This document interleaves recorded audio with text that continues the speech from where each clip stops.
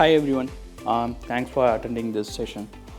In this session, we are going to talk about how we optimized our Trino services at Zillow with the help of spot instances. I'm Santhosh, he is Rupesh. We are from BA platform team from data platforms org in Zillow. So I'll start off with giving a little introduction about us as a company, and then I'll talk about our Trino use cases and our Trino architecture.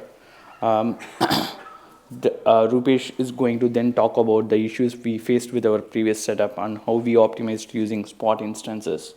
We will finish off by talking about all the future work that we are doing inside Zillow. For most of us, buying home is one of the key decisions in life. So Zillow's goal is to unlock that life's next chapter. We aim to provide users an end-to-end service in selling, buying, and renting homes. So every month we get 234 million unique visits to our website, making us the most visited real estate website. Right? So our team, BA platform team inside Zillow, our goal is to provide access to the data and metrics that we have in our data storage. Like we have our data distributed in datalake and other OLAP databases like MySQL, SQL Server, Postgres, etc. We aim to provide access to these data in an efficient and scalable manner. We have data scientists using our Trino services, and we also have data analysts running their ad hoc queries and data engineers running their pipelines. We have close to 600 data pipelines run from Airflow, reaching out to our Trino services. To talk about the magnitude of, to talk about the scale, so we have every day close to 1200 plus users using our Trino services, and they read close to 600 terabytes of data every day using our services by shooting up close to 65,000 queries.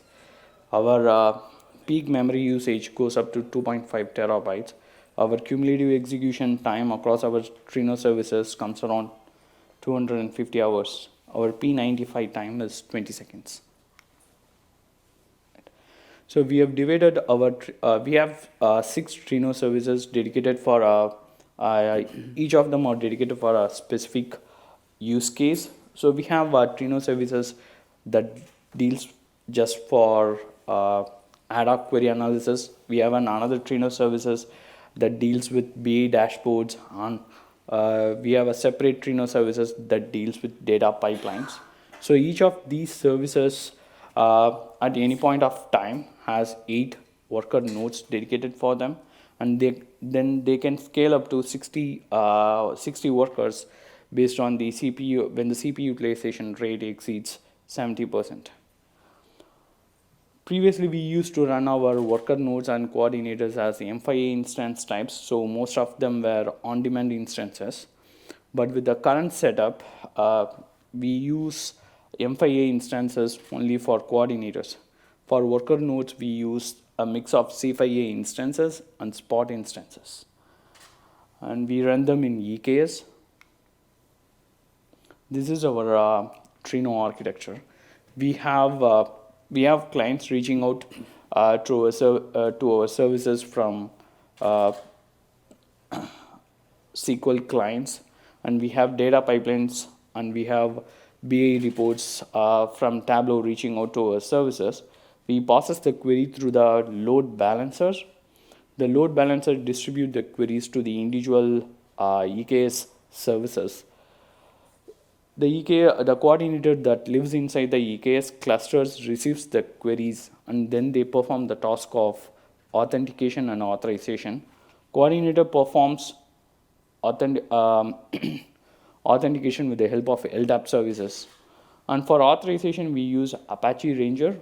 So we take the help of Ranger plugin to verify the Ranger policy set by our Ranger admin on top of our Hive service. Once the coordinator gets the green light on authentication and authorization, it passes on the query to the worker nodes, which reaches out to our data storage layer execute the query, and sends back the results. Now we have built a set of metrics on top of our Trino services metadata so that we can better understand how the services works and where we can optimize it. We ship the logs to Splunk so that we can identify failures like node failures. And we also have a rich set of Datadog dashboard built on top of our Trino services metrics so that we can better identify the execution time, memory consumption, and P95 time, etc. We have also have a separate set of data products. We have built our own set of data products called Insights DB on top of the Trino services metrics. Insights DB contains a set of metrics table which allow us to drill down into the requests that our Trino services receive. Like you can look at the individual queries your services process, and you can also look at the memory consumption and how the execution time of these individual queries. And we have built a set of mode reports on top of them so that we can identify the queries that are taking disproportionate amount of resources. With this, I'll pass on to Rupesh. Hey everyone, this is Rupesh. Thanks, Santhosh. I'm gonna use this ball as I speak. So far we have talked about how we implemented and Trino at Zillow and what kind of scale we have. But now we're gonna majorly talk on what kind of instances we used and majorly how we provision those nodes and lifecycle management. What are some concerns we had as we are implementing such kind of infrastructure, and then deep dive into like how we solve those concerns and some future work later. So as Santhosh mentioned, all of our Trino is on EKS, and so within AWS you can provision those nodes and do lifecycle management using two different methods. One is using AWS managed nodes or worker groups. So worker groups is more like self-managed way of provisioning those nodes, and AWS managed is more like you have everything managed by AWS and you don't have to do anything for that. But however, we went on choosing worker groups for provisioning these nodes. And the reason for that is you have this flexibility of selecting these nodes from same AWS local zones that will enable you to improve latency. But at the same time, it also has flexibility on choosing AMI for various use cases that you have at Zillow, right? But however, I'd like to get into some various approaches based on what kind of instances we chose for all of our Trino services, right? So you have two options within worker groups on AWS.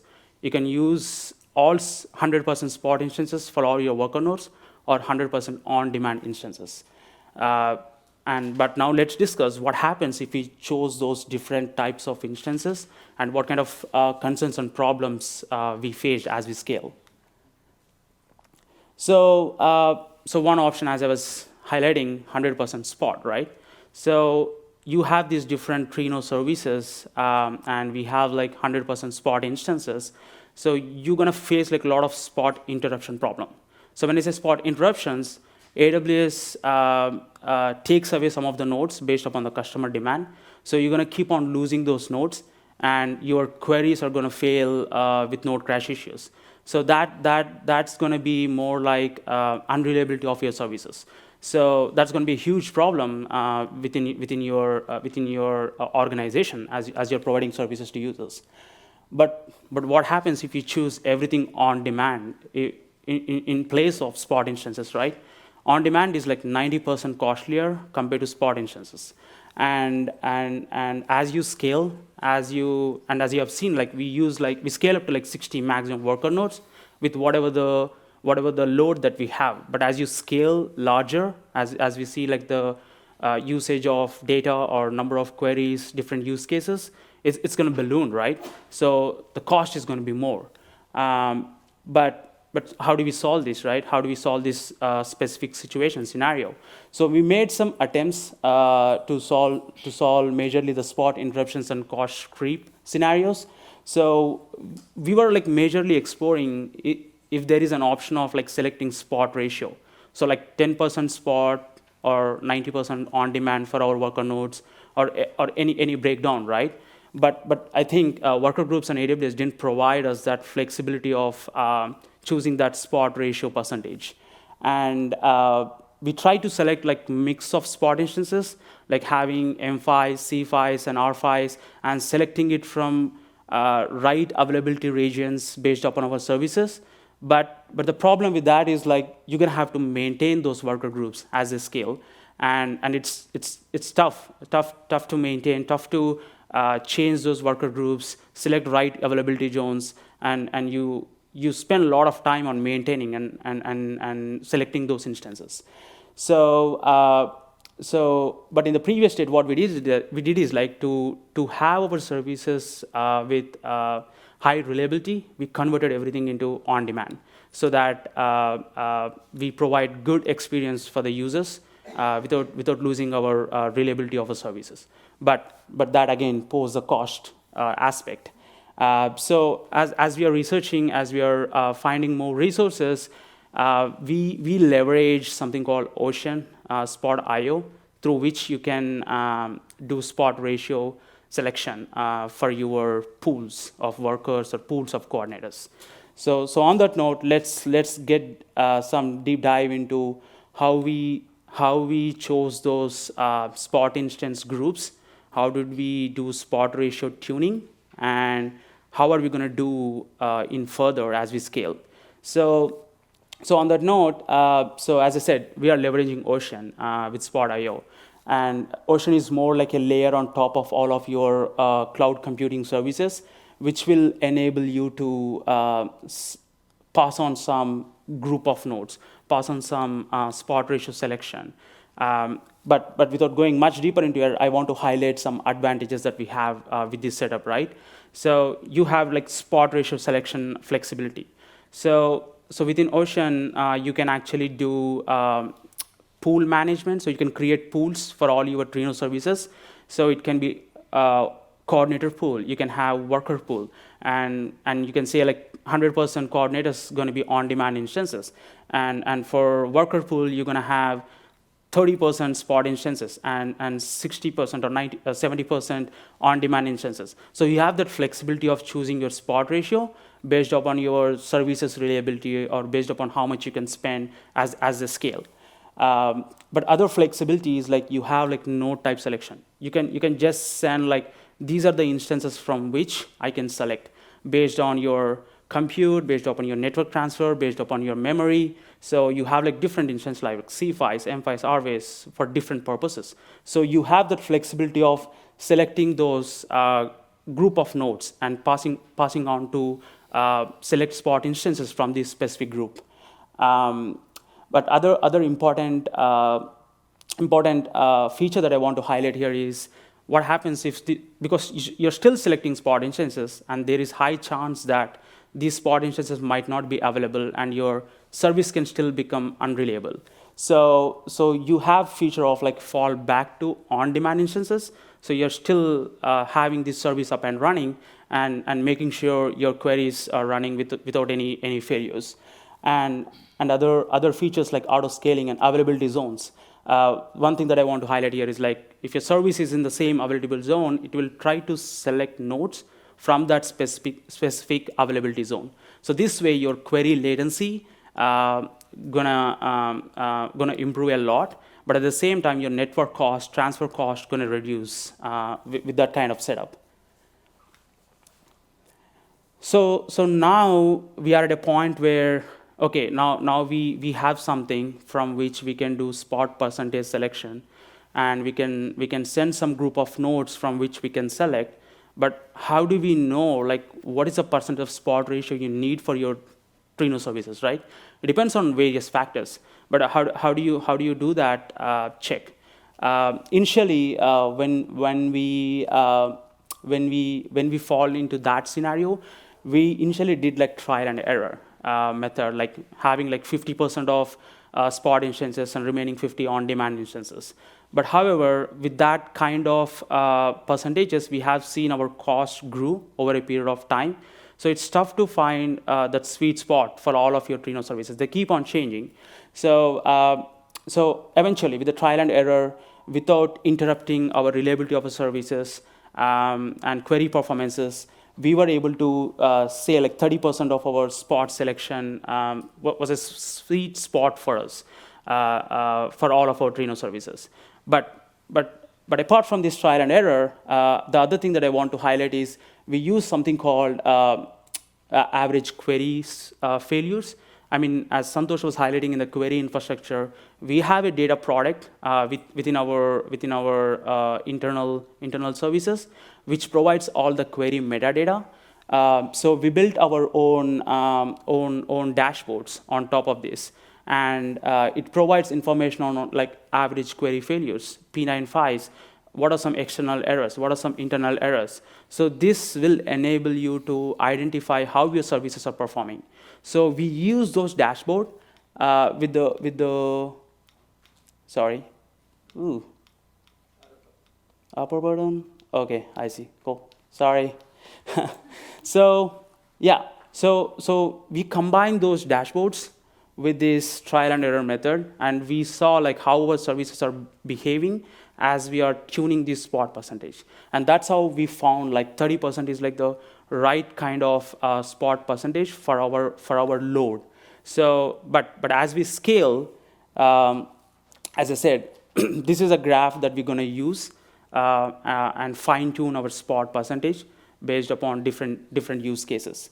So now we have identified what kind of instances we're going to use, what kind of group of instances we're going to pass, and how we did spot percentage tuning as we scale, but what kind of impact we created within our organization, right?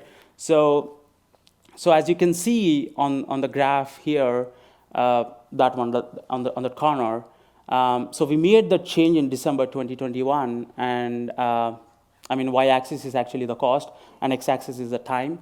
And you can see the reducing the cost over a period of time after we moved to spot instances from on-demand.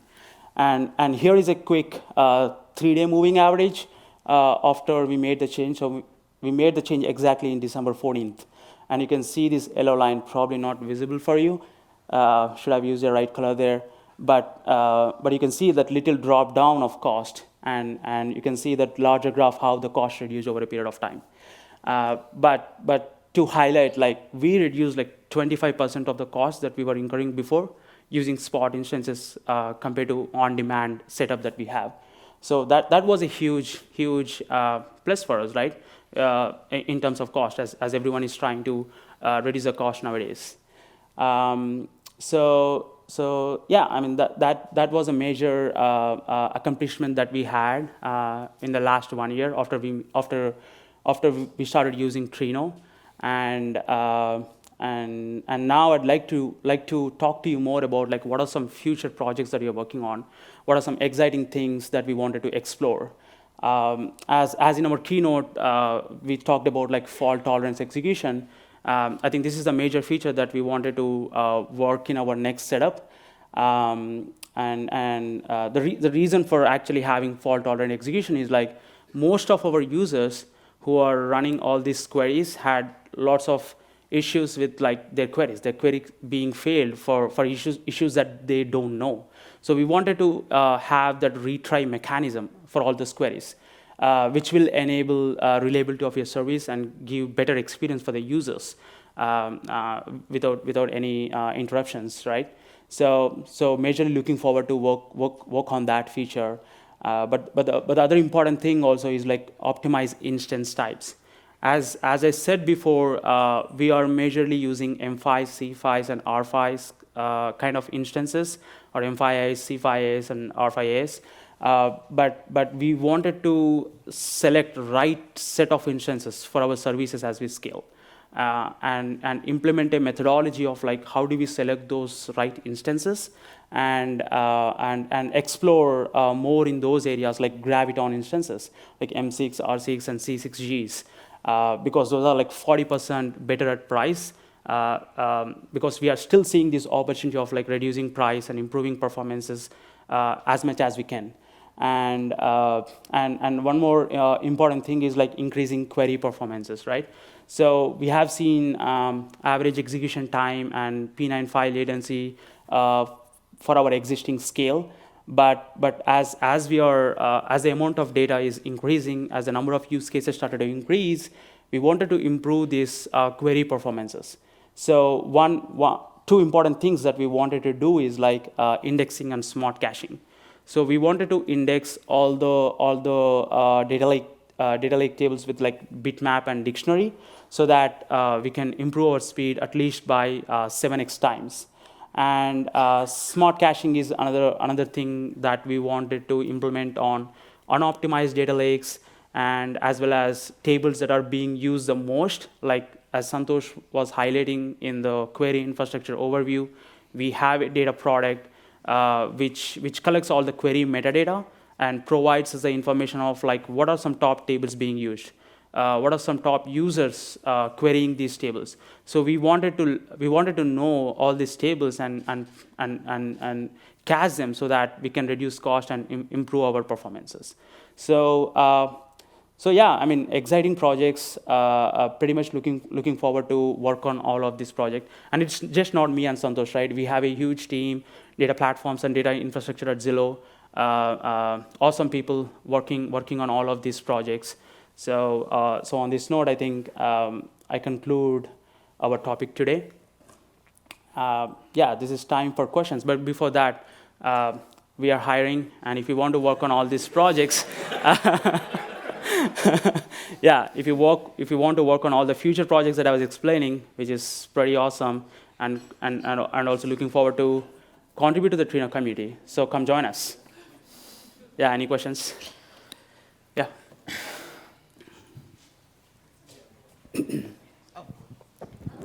Yeah, thanks so much for the presentation. And did you use any particular instance type for Trino? Yeah, so is that your question, or you have an extension? No, that's a question, but I have another question, but I'll come to that later. Yeah, so we have different set of instances based upon our use case, right?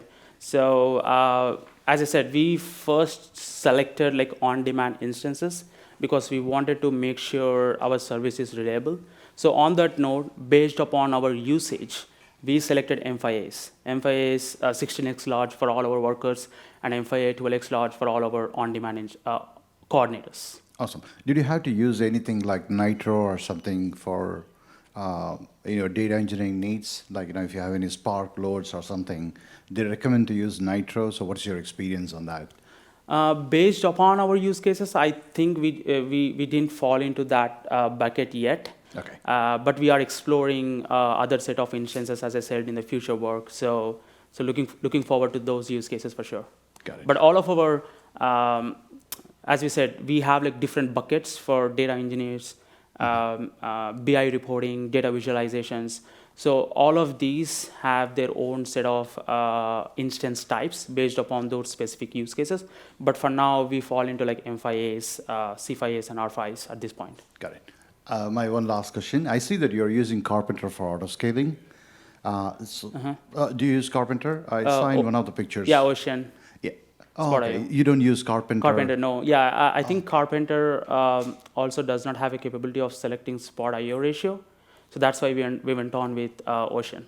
Oh, got it. Yeah. Okay, thank you so much. Yeah.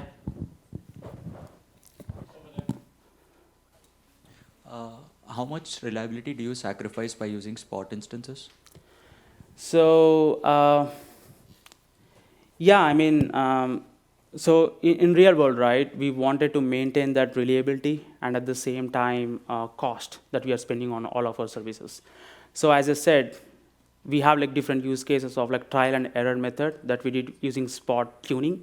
So we initially went on using highest percent of spot to reduce the cost for us. But that reduced the reliability. Lots of queries failing with node crash issues, nodes not available for your query. So that created lots of unreliability for all your services, for all of your users. So that's what the percentage tuning using the dashboards that I was highlighting there, helped us to get on to what is that sweet percentage that you can sacrifice of the reliability, but also reduce the cost. So on the note, like 30% made much sense for our services. So I would say like we didn't sacrifice a lot of our reliability there. We still have like pretty good performance, as you can see, like the P95s and average query failures within our systems. So on the note, we are good, but as we scale, we're looking forward to identify more methodologies and build our own internal systems to have that feedback loop. Because now you have that average query failures as you're tuning your spot instances percentage. How do you automate this, right? With that kind of graphs, with those kind of threshold values, how can you change them automatically on spot percentage? But I think Ocean has capability on providing those metrics as well. One more follow-up on that. For any longer running jobs or longer running queries, does this percentage change? Like, is that an effect? Do you have to use like less spot instances if you have like longer running queries or something like that? Yeah, I think that's a good question. So as I said, we divided this into different set of buckets. But I think for longer running queries, we have like separate on-demand set of instances where like ad hoc kind of cluster where we could use that. But at this point at Zillow, as we are scaling, we haven't seen like a lot of such use cases. So we don't want to spend so much money at this point of time. But as we scale, I think there would be a scenario where we use a specific cluster with all on demand for the queries that are longer running and very important for the business. Thank you. Any other questions? Hi. Hey, you kind of answered my question already, but going back to your 30% trial and error, I was just wondering what were you optimizing for over there? Like, was it just cost, or was it the failure rate? What was the like the feedback cycle? Yeah. I mean, the feedback cycle is more about the future work, right? But however, we wanted to reduce the cost, but at the same time, we don't want to. The feedback cycle, as in, you pick 50, something goes wrong. Mm-hmm. You're like, let's try something else. Yeah. That cycle. Yeah, sure. As I said, we wanted to reduce the cost, but at the same time, we don't want to sacrifice on the reliability of the service. So that's why if you see the percentage of spot instances are still less at this point of time. It's just 30%. So the feedback cycle there is like, we are comparing all these dashboards, how the queries are performing over a period of time, right? Because whatever the performance frameworks that we have, we are launching this on production, right? You can see the load, how all your queries are running, how they are failing with the current spot percentage setup, and we continuously monitor them at this point of time. So we don't have an automated way of like tuning that spot percentage, but currently at this point we manually do. We have a Terraform scripts through which we deploy all this spot percentage selection for these services. Gotcha. So you're just like maximizing the number of spots that you use while maintaining like the level the reliability of of the service. Yeah. Okay.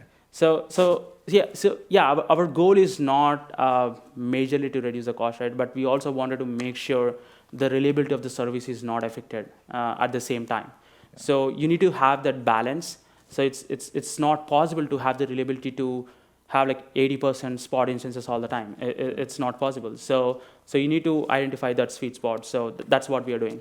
Yeah. Thanks. So one more question. So it seems like you have failure like built in to your to the query execution. How do you guys deal with failed queries, failures, spot instances being pulled? Like this model only works with like this retry or like. Yep. So that's what we are actually exploring the FTE. So we wanted to make sure. Right. Like, what did you guys do before this? Like, that's currently, I mean, all of the users retry their queries. So we had all our. I mean, this is how it works at Zillow, right? We have like support Slack channels as we started having Trino as our query federation layer. And if something goes wrong, users just reach out. But before that, we also have dashboards on Datadog, and we set up those threshold for all these different types of errors. and it just pings us that you have like 5 external query errors with node crash issues. So we tackle them right away before end users report to us. But that's an evolution stage that we are at. But slowly we wanted to get to a point where, so without sacrificing in terms of cost or in terms of reliability, we wanted to make sure that queries can execute and users does not have to repeat. So we wanted to have that FTE and retry mechanism inbuilt within our Trino services. Thank you. Thank you.